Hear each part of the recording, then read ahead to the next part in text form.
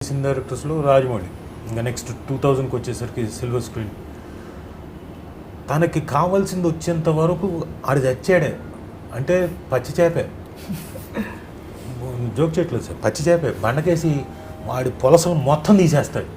వాడు సాయంత్రానికి నేను ఎందుకు వచ్చి పడ్డాను రా ఇతని దగ్గర అనుకునే లెవెల్లో చేస్తాడు. కానీ ఆ సినిమా అంతా అయిపోయిన తర్వాత అరే ఇతని దగ్గర పడకపోయి ఉంటే నా జీవితం ఇలా ఉండదు అని ఖచ్చితంగా సినిమా అయిపోయిన రిలీజ్ అయిన తర్వాత ప్రతి హీరో ప్రతి విలను, అతని సినిమాలో ఉండే ప్రతి హీరో ప్రతి విలను దండం పెట్టుకుంటారు. అతను నాకు తెలిసి చాలామంది ఫోటోలు కూడా పెట్టుకుని ఉంటారు అతని ఫోటో.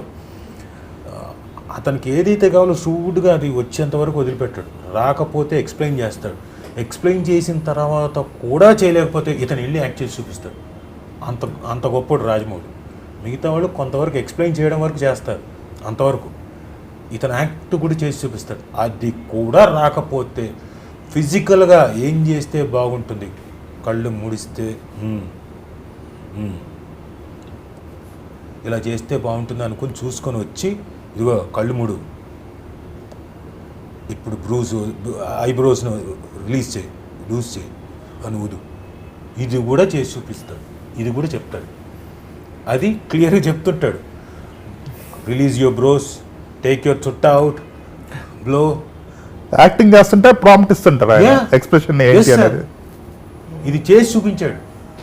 వాళ్ళు పెద్ద విలన్లు అయ్యారు, పెద్ద స్టార్లు అయ్యారు.